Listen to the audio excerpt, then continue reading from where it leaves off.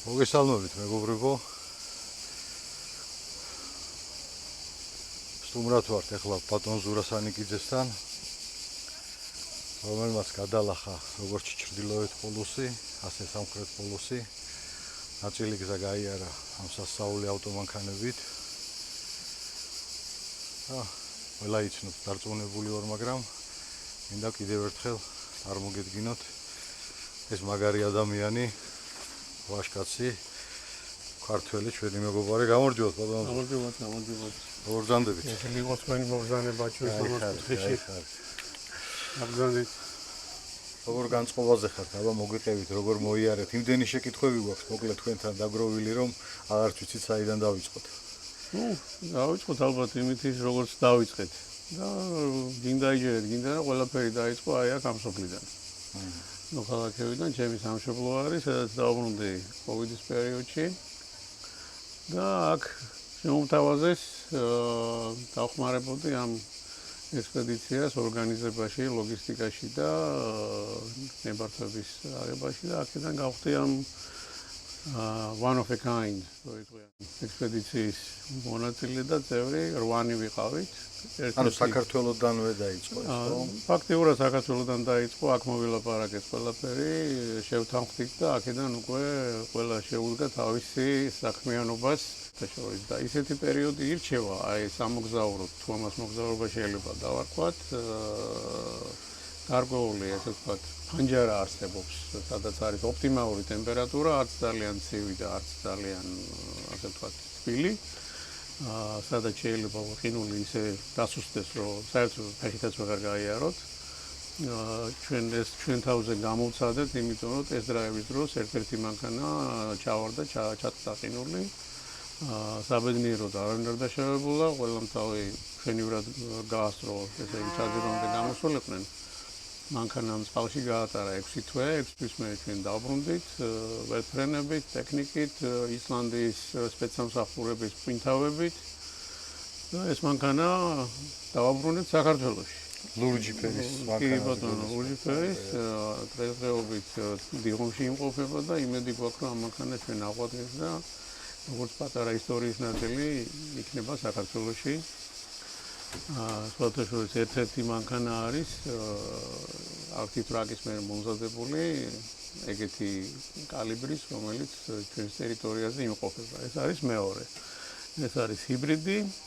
ეს მანქანა ავირჩიეთ როგორც ესე იგი ჩვენი მისია იყო დაგვემტკიცებინა, რომ შეიძლება იმოგზაურო ადამიანმა, ისე რომ გარემოს ძალიან დიდი ზიანი არ მოუტანოს ჩვენმა საქმიანობამ. ამ მანქანამ გაართვა 90% ამ დავალებას თავი, რა თქმა უნდა შეზღუდულია მის მიერ ანტარქტიდაში მოძრაობა, იმიტომ რომ ანტარქტიდაში ერთადერთი საწვავი, რაც კი მოიპოვება, არის ეს საავიაციო საწვავი, დიზელი. ძრავები, ბოდიში მოგიხსენეთ, გაწყვეტინებთ რა ძრავებზია? ესენი ეს მანქანები არის ბენზინის ძრავები და 3 და 5 ფორდის მოტორებით არის. მაგრამ ჩვენ დანარჩენი მანქანები, რომელიც 6-6 არის და ეხლა დღესდღეობით იმყოფებიან ანტარქტიდაში და იქ ანაგზობენ, ასე ვთქვათ, მეცნიერებისთვის სარგებლის მოტანას, იმიტომ რომ მონაწილეობას ღებულობენ NASA-ს კვლევით პროგრამებში. ეს მანქანები დიზელზეა, მაგრამ გადაყვანილია საავიაციო საწვავზე. ეს ისლანდიელები ჩვენი მეგობრების დიდი ექსპერტიზა არის. ეს მაგათი, ესე ვთქვათ, ერთადერთი კომპანია, ვისაც აქვს ეს ლიცენზია, რომ ანტარქტიდაში მოემსახუროს ძალიან დიდ ტურისტებს, მოემსახუროს მეცნიერებს და სხვა დაინტერესებულ პირებს. რომელი უფრო მიზანშეწონილია ახლა იქ, დიზელი თუ ბენზინი? დღესდღეობით დიზელი. დღესდღეობით დიზელს მიუხედავად იმის, რომ ტექნოლოგიებმა წინ გაიწიეს, ჩვენ ასევე დავეხმარეთ Nissan-ს, ჩვენ Nissan-ის მთლიანად ელექტროავტომობილი ჩავიყვანეთ ფაქტიურად სამხრეთ პოლუსზე და ჩრდილოეთ ერთ-ერთ 1924 წლის მაგნიტურ პოლუსზე. ამაზეც არსებობს ეს უკვე ჩვენი და Nissan-ის თანამშრომლობის ნაწილი იყო. კი, ეგეც მაგ ინფორმაციასაც მოგაწვევ. დავიწყოთ, მოდი ამ მანქანით. პირველი მანქანა. ეს ის მანქანაა, ხო? რეკლამებში რომელიც არის მანქანა, ამ მანქანას ბევრ შოუში აქვს სამომტულოში მიღებული მონაწილეობა. ნიუ-იორკის ავტოშოუდან დაწყობილი ჩიკაგოს ავტოშოუზეც ნამყოფი არის. ყველაზე უფრო მეტი ჩარევა გადაკეთება მოხდა, რა თქმა უნდა, ამ მანქანაზე.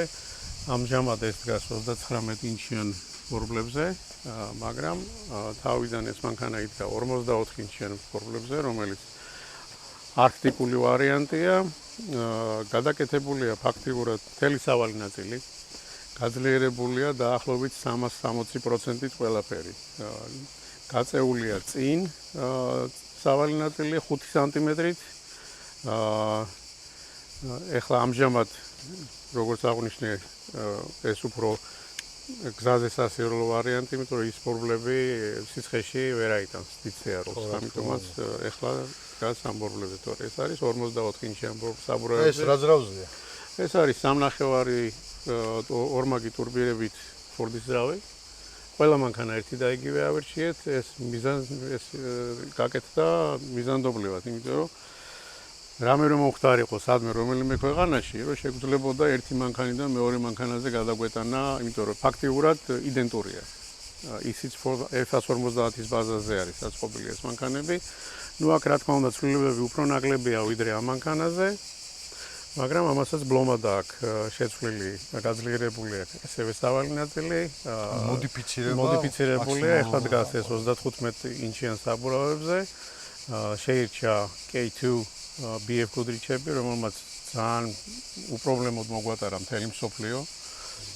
რაც შეეხება ჯალამბარს, ესეც ისე ისლანდიელი მეგობრების მიერ შეირჩა, როგორც ერთ-ერთი ყველაზე გამართლებული და ყველაზე უმტკუნო, რომელმაც ასევე მიიღო მონაწილეობა ჩვენი ჩაძირული მანქანის ამოყვანაში.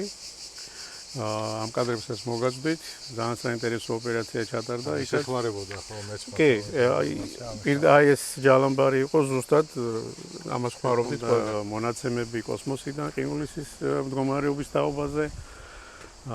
და ამ მონაცემებს როგორ იღებდით ხოლმე ინფორმაციას? ნუ ჩვენ Starlink-ებით არის აღჭურვილი ყველა მანქანა. Starlink-ის მეშვეობით ინტერნეტით ჰქონდა პირდაპირი კავშირი, განუწყვეტელი ფაქტიურად უდმეცნიერებთან მიუნხენში, რომელიც გლეციოლოგები გვაწვდიდნენ ესევე ბოლო ინფორმაციას და გვიკვალავდნენ გზას. ასევე ადგილზე ჩვენ თვითონაც, ესე იგი, ბოლო სიტყვა მაინც ჩვენზე იყო. ამიტომაც ჩვენ ხმარობდით დამატებით დრონებს და ასევე გაგვაჩნდა იმ შემთხვევაში თუ დრონები ვერ იფრენდა, ესეთი დიდი ტელესკოპური კიბეები, რომელიც იდგმებოდა ჩვენს ამფიბიებზე და გვქონდა საშუალება 15 მეტრით მაღლა ავსულიყავი და მამაპაპურად, ძველებურად გადაგვეხედა სიტუაციაზე რა ხდებოდა წინ. და დრონის მუშაობა იქ საკმაოდ საფრთხილო არ არის? დრონმა ჩვენ წაღებული ჰქონდა დაახლოებით 10 დრონი, იმიტომ რომ ექსტრემალურ პირობებში მიუხედავად იმისა, რომ ჰქონდა ესე იგი სპეციალიზებული დრონები, დაახლოებით 5 კილომეტრის სიმაღლეზე შეეძლოთ ფრენა, მოგვაწოდა DJI და ხშირად ხდებოდა, რომ იყინებოდნენ და ვარდებოდნენ ქვევით. ძალიან მაღალი დონის ელექტრო რადიო და მექანიკები ყავდნენ, რომელიც ისეთ მომენტშიც კი, როდესაც ერთი დრონი ჩამოვარდა და ყინულში ჩაიძირა დაახლოებით 9 მეტრი, შეძლო გაეცოცხლებინა ეს დრონი. არ მითხრათ ეხლა რომ შევაკეთებს. შეაკეთეს და გააგრძელა მუშაობა. კი, ესე იგი მან თქვენთან ექსპედიციაში ფაქტობრივად რამდენი ადამიანი? ყველა დარგის სპეციალისტი ყავდა. ყავდა, ნუ რა თქმა უნდა, მექანიკები, ახლა ის ჩვენი, ესე ვთქვათ, ხერხემალი იყო მაინც ამ ექსპედიციის წარმატებაში, მაგრამ და ფაქტობრივად ყველა პროფესიონალები არიან. ყველა იყვნენ აი უმაღლესი ლიგის წარმომადგენლები, ყველა თავის საქმეში ძალიან ბევრჯერ გამოცდილი. დამატებულები. კი, ესენი დამატებულია ყველაფერი. კი, ყველა ჩვენ მანქანას ყველას ერთი და იგივე ის აქვს. ეს ჯალამბარებისთვის, ხო? ეს ჯალამბარებისთვის. სხვათა შორის დამასარით რა და მინდოდა მეთქვა რომ რატომ არ არის ყველა მანქანა ჯალამბარით აღჭურვილიო და დამასარით მითხრათ რომ წონის გული წონა რა თქმა უნდა აქვს. კი. და ეს მანქანები ეს სადამდე მიდიან და ამის მერე უკვე რომელი მანქანები იღებენ მონაწილეობას, როგორი მანქანები არიან ისინი რო გითხრათ და ეს მანქანებმა მოიარია, ამ მანქანებს ჩვენ ვეძახდით კონტინენტურ მანქანებს. ეს მანქანები ფაქტიურად არის გზებზე სასიარულოდ, რა თქმა უნდა, მაქსიმალურად გავაუმჯობესეთ კომფორტი იმიტომ რომ ძალიან დიდი ხანი გვიწევდა გზაში ყოფნა. ამოღებული იქნა უკანა რიგის კამები და მის მაგივრად ესე იგი ჩავდეთ ესეთი ყუთები, სადაც იყო მოთავსებული აპარატურა, გადამღები ჯგუფისთვის, მოგზაურ ვინც მონაწილეებისთვის, ტანსაცმელი და სხვადასხვა მედიკამენტები ესევე. ამ მანქანებმა დაიწყეს ესე იგი მოძრაობა ისლანდიიდან, უკვე როცა დავბრუნდით ჩვენ ჩრდილოეთ პოლუსიდან. მერე გადმოვედით ნორვეგიაში ქონდა შეხვედრა ნანსენის ცენტრში, იქ ჩვენი მიღწევა აღიარეს და გვაქვს სერტიფიკატი, რომ ერთადერთი მანქანები, რომელიც იდგა ჩრდილოეთ პოლუსზე და გადაღებულია სურათი კოსმოსიდან, რომ დგას მანქანები, არიან ჩვენი მანქანები, ის ამფიბიები. მერე გავაგზავნეთ გზა უკვე ევროპაში, გეგმას ჰქონდა სექტემბერში საქართველოში ჩამოსვლა, მაგრამ სამწუხაროდ ესე ვთქვათ, პოლიტიკურმა და აურზაურმა ირანსა და ისრაელს შორის გამოიწვია ჩვენი მარშრუტის შეცვლა ორჯერ და მერე უკვე გავედით მაროკოდან პირდაპირ ნამიბიაში. ნამიბიიდან მოვიარეთ ეს ყველა ქვეყანა აფრიკის სამხრეთ აფრიკამდე. ესე იგი, კონტინენტზე სასიარულო მანქანები ჩვენ გვყავს 5. ერთი პიკაპი და 4 Ford Expedition-ი. ჩრდილოეთ პოლუსზე მონაწილეობა მიიღო 4 მანქანამ, 4 ამფიბიამ და ანტარქტიდაში უკვე მონაწილეობა მიიღო 6 მანქანამ, 6-6, რომელიც ასევე Ford-ის ბაზაზე არის აწყობილი. ძალიან კომფორტული იქაური პირობებისთვის და ძალიან უსაფრთხო სხვათა შორის. რომლის მეშვეობითაც ჩვენ ჩავახციეთ ქართული ნომრებით, მაგრამ ისლანდიური ტექნოლოგიებით. რაც ყველაზე მნიშვნელოვანია, რა კლიმატურ პირობებში გიწევთ დაზიანებული მანქანასთან მუშაობა და კიდევ ერთ შეკითხვას დაგისვავთ, როგორი სიტუაცია ყოფილა ისეთი ყველაზე რთული თქვენთვის, რომ აი გამოსავალი აღარ არის ფაქტობრივად, ვაბანგზე მიდიხართ, -40 გრადუს ტემპერატურაზე, ხა გარეთ რო გადმოხვალ და მანქანის კეთებას დაიწყებს, წარმომიდგენია. ჩვენს რაღაც გარკვეულწილად ოფროუდერებს რაღაც გამოცდილება გვაქვს, მაგრამ ეგ მაგათთან არც მოვა, იმიტომ რომ ხა ჩვენ წალკატაბოწყურზე თუ დავდივართ და სადღაც -11 და 12 გრადუსში რო გადმოვდივარ და კანკალებთ ვიყინები და არაფრის გაკეთების უნარი არ გვაქვს, აი იქ რა ხდება რა? ნუ იქ ფაქტიურად ესე ვთქვათ კოსმოსის პირობებში იმყოფებით, იმიტომ რომ თუ კი რამე ემართება მანქანას ან ვინმეს დამოკიდებული ხართ მარტო თქვენ თავზე, თქვენს პროფესიონალიზმზე და თქვენს ტექნიკაზე. მქონდა ეგეთი ძალიან საშიში პერიოდი, როდესაც ერთ-ერთ ჩვენს ამფიბიას უკვე ჩრდილოეთ პოლუსთან ძალიან ახლოს უცებ ძრავში გაუჩნდა კაკუნის ხმა. ნუ ისეთი გამოცდილი იყო მძღოლი მექანიკი, რომელმაც იმ წამსვე მიხვდა, რომ სპირალს მოსყდა კერამიკული დიზელის ძრავზე, კი. ეგრევე გათიშა მოტორი და მაქვს სურათს მოგაწოდებ, სადაც ცილინდრზე წერტილები არის დარტყმული და როგორ აცდა სარქველს მილიმეტრებში. ფაქტიურად არის 1.20 სანამ გაითიშა მოტორი, ესე იგი, რომ დაარტყა. დაიშალა ეს ძრავი იქვე, ადგილზე იქვე დაიშალა. დაახლოებით 300 კილომეტრის ჩრდილოეთის ჩრდილოეთ პოლუსიდან. Okay. 8 საათში ძრავი დაშალეს, გაწმინდეს, ააწყვეს, დაკოქეს და განაგრძეს მოძრაობა. მართლა პროფესიონალებია. კი. ასე რომ ეს იყო ძალიან ისეთი უკვე ფიქრი მიდიოდა იმაზე, აი გავხსნით რა დაგხვდება, შეიძლება 3 მანქანით მოგვიწიოს გაგზელება. ამიტომ ფორს მაჟორი თუ ქონია რამე ისეთი აი მნიშვნელოვანი კიდევ. მეორე კიდე ძალიან ახლოს, რომელიც თითქმის ჩაშლით გვემუქრებოდა ექსპედიციის დაწყების, ესე იგი 2020 წელს იყო, როდესაც ისევ ეს ადამიანის ფაქტორი იყო უფრო, როდესაც ერთ-ერთ მექანიკს გაწმენდის პროცესში ჰქონდა რომ დაეცვა ძრავის სარქლები ჩატოვებული, ესე ვთქვათ, ნაჭერი. მეორე მარიცოდა, დაკოკა და დასტუკა და მოტორი მოსპო ადგილზე. ნუ გასვლის თარიღი შეთანხმებული იყო კანადის მთავრობასთან, სპეციალური ფანჯარა არსებობს, როდესაც შეგვიძლიათ იმოძრავოთ. ასე რომ მე მომიწია გადაფრენამ ესე იგი მონრეალში, მონრეალიდან მერე დალასში, სადაც აღმოვაჩინეთ ერთადერთი ძრავი 2 Toyota ძრავი არის, რომელიც გამოშვება შეწყდა 97 წელს. ამ ძრავებზე აწყობილი ეს ამფიბიები. ნუ ვიპოვე ძრავი ყველაფერი, მაგრამ უკან დაბრუნებაც რო პრობლემა შეიქმნა და თვითმფრინავი უკვე ვეღარ ვიქირავეთ, ვერც ვერანაირად ვერ ხერხდებოდა. ვიქირავე მანქანა, ეს უკვე ჩემი ის იყო, რა ქვია, საგმიროს საქმე, ჩავჯექი და ესე იგი დალასიდან ედმონტონში ჩავედი 36 საათში.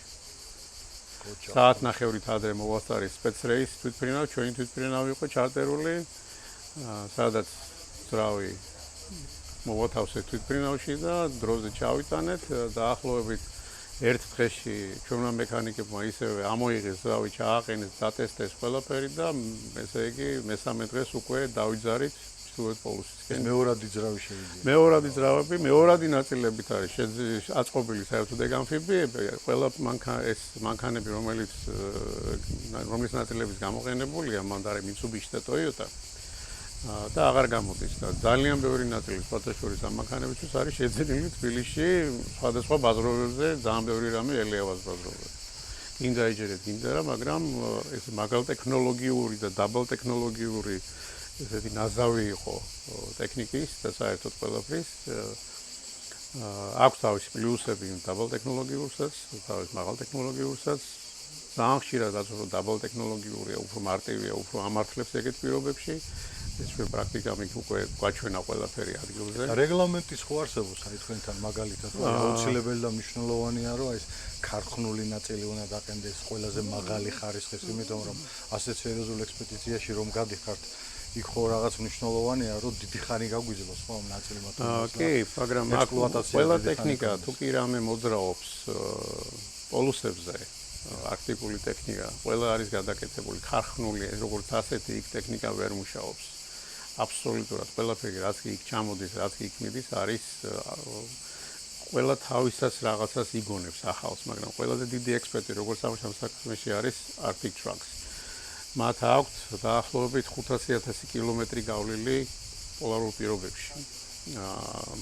აქ ეკუთვნით ასევე ანტარქტიდის გადაკვეთის სიჩქარე, ესე იგი ყველაზე სწრაფად მაგათი მანქანებით მოხერხდა ანტარქტიდის გადაკვეთი ერთი ბოლო და მეორე ბოლოში გავლა. ძალიან დიდი გამოცდილება გააჩნიათ. ჩვენთან დიდი ხანია უკვე თანამშრომლობთ, გქონდა მცდელობა საქართველოში სიკვესტუმრნენ, გვინდოდა ჩვენი აქ ადგილობრივი, ესე ვთქვათ, მიღწევებით გვეტრაბახა და კიდე შეგვეთავაზებინა რამე სხვა, მაგრამ ჯერჯერობით წინ ვერ დავზარით ეგ საქმე, მაგრამ იმედია რაღაც ჩვენს სიტყვას, როგორც კოსმოსურ ნაგებობათა დეპარტამენტმა თქვა თავის დროზე, ჩვენთანაც არიან ძალიან ნიჭიერი და განათლებული ხალხი, ვისაც შეუძლია ბევრი საინტერესო რამ შესთავაზოს პრობლემების მოგვარებისთვის ისეთ რეგიონებში, როგორიც არის ჩრდილოეთი და სამხრეთ პოლუსი.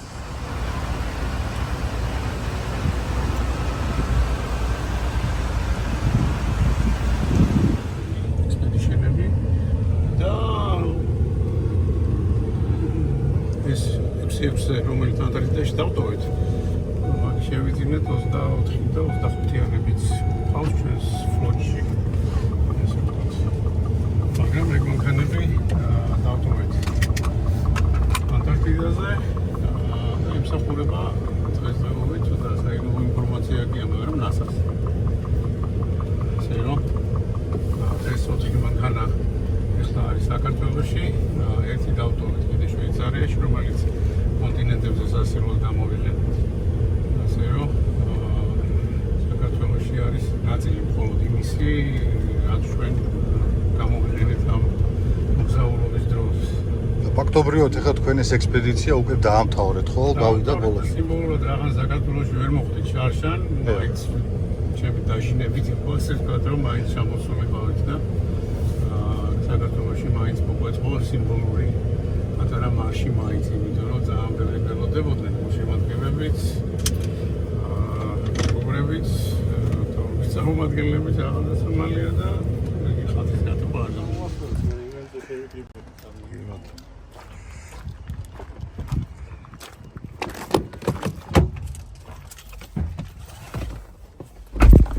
აბა ვნახოთ.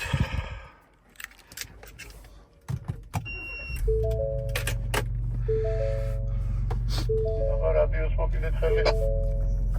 დიახ, ისმენთ.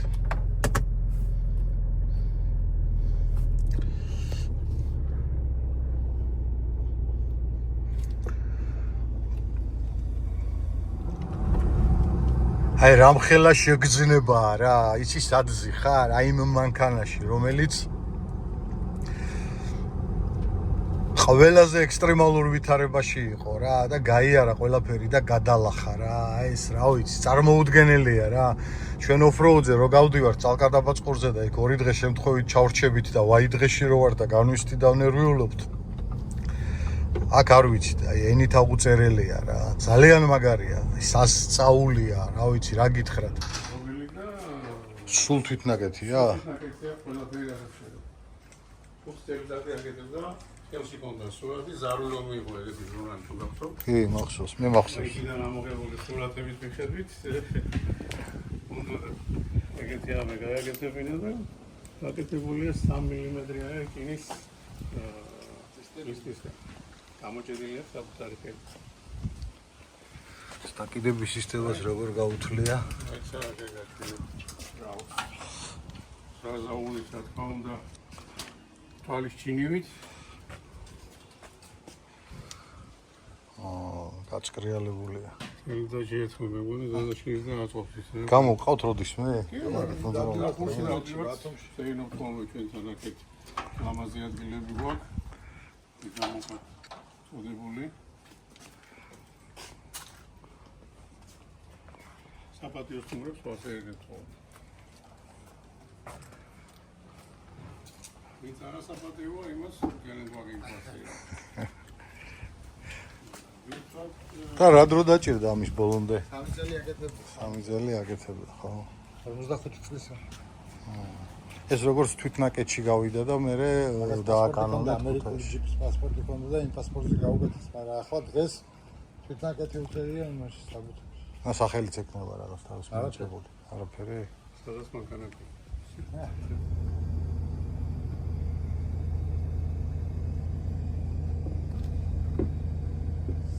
თქვენი გაფრენის ამბავი მოგვიყევით რა, საინტერესო. კი, ესეთი კომიკური შემთხვევა იყო თითქმის, როდესაც მე აქ ჩვენთან ბაზრობებზე შეგროვებული სხვადასხვა სახის ნაწილები, ჯანჯიკები, უკანა ხიდი და სხვა ტრანსმისიის ნაწილები მიმქონდა სიეტლში. აქედან იქით. დაგროვდა დაახლოებით 6 კასრი, პლასმასის კასრი, 200 ლიტრიანი კასრებში მოვათევსეთ, შევფუთეთ ლამაზად ყოფთათ ყველაფერი. ჯერ ჩვენმა მოსახლე ყოველთვის იმორიზნობით გამოერჩევა და როდესაც აეროპორტში მოხვდი ამ ჩემი კასრებით, თან 6 ყველას ეგონა მიმქონდა ჭაჭა რაღაც. მაგრამ როცა უკვე პლასმასის ბოთლში. ხო, პლასმასის დიდი კასრები 200 ლიტრიანებში და როდესაც უკვე ჩავაბარე ეს ავიაკომპანიას და მოვკალათდი ჩემს სავარძელზე, უკვე უნდა გავფრენილიყავი, თუმცა ამოვიდა 2 ჩვენი საბაჟოს წარმომადგენელი, სანიკიძე რომელია. მე ვარ ბატონო სანიკიძე, წამოყევით, მივყვები, ჩავედით ქვევით, სადაც ხდება ეს სკანირება ყოველგვარი ბაგაჟის და მაჩვენებენ ეკრანზე ჩემს კასრების რადიო შიგნით. აქ ჩემდა თავად ავიღე ბორჯომის დიდი ბოთლები, პლასმასის, ჩავყარე შიგნით ჯანჯიკები, ყველაფერი მოვათავსე და ესე იგი სკანერზე ეს მოჩანდა როგორც ზარბაზნის წარმოგიდგენია ხა რა სიტუაცია იქნებოდა. ერთი 5 ჭურვი ესე ვთქვათ, ჭალებში იდო შიგნით. მე რომ გამომკითხეს, სად მიგაქვს, რატომ მიგაქვს? მივთვალავ სიეტლში, ამერიკაში დავიჯეროთ, არა გაქვთ ეს წვრილი ნაწილები, მეთქი არა გვაქვს, იმიტომ რომ უკვე დიდი ხანია არავინ არ დადის ეგეთი მანქანები. ასე რომ, როცა გაიგეს უკვე საათ როგორ მიდიოდი, გამაცილეს, მისურვეს დიდი წარმატებები და საერთოდ ჩვენი მთავრობის წარმომადგენლებისგან მოხელეები, ნებართვა იქნებოდა ეს თუ სხვა რამე სახის დახმარება, პირიქით ყოველთვის გძნობდი ესე ვთქვათ დახმარებას, არავითარი შეპროპოლება არ მქონია. ხშირად ვადარებდი მე უკვე სხვა მებაჟეებს, სხვა ქვეყნის მებაჟეებს, აი როგორ ხვდებიან ყველა ქვეყნის სახე მაინც მე საბაჟო და მებაჟეა. ჩვენები, რა თქმა უნდა, ბევრს სამაგალითოდ უნდა გქონდეთ ალბათ. პროფესიონალობადაც და ისე ადამიანური მიდგომითაც. ყველაზე უარესი ალბათ გამოცდილება უნდა აღნიშნო იყო მექსიკაში.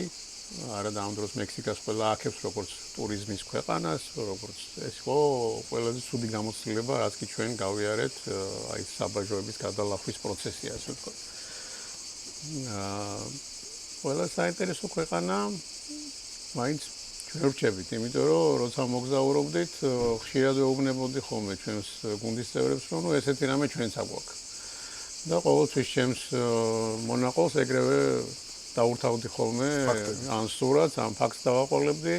მე უკვე აქეთ მეკითხებოდნენ, ესეც თუ გაქვთ, ესეც თუ გაქვთ და მე ბოლოს უკვე დავედით იმ დონეზე, რომ მაშინ რაღაც სწავლობდით ამ სოფლიოს სიმაღლეზე, მაგრამ საქართველოს დაგვერტყა რამოდენიმე წრე და მოსწრებული ვიყავ. ყოფილა შემთხვევა, რომ ჩამოგიყვანიათ ან მოგიპატიჟებიათ. კი, გრიმსონი ნამყოფია საქართველოში, ერთი კვირა გაატარა ჩვენთან ერთად, სხვათა შორის აქ ჩვენთან სოფელში, ჩვენს კანიონში, თბილისში, კახეთში, ბათუმში და ხშირად აპირებს აქეთ მოგზაურობას, ძალიან დიდად შეყვარებულია ჩვენს ქვეყანაზე და დიდი იმედი მაქვს, რომ ჩვენ ავტომოყვარულებსაც მევლუდი გავაცანი მელაძე ჩვენი ცნობილი ავტომობილელი, ასე შალვა ოგბაიძე, ჩვენი დიდი უფროსი მეგობარი, ასე რომ კი, ბევრი საინტერესო ხალხს შეხვდა, ძალიან დაინტერესებულია და შეყვარებულია ამ ქვეყანაზე.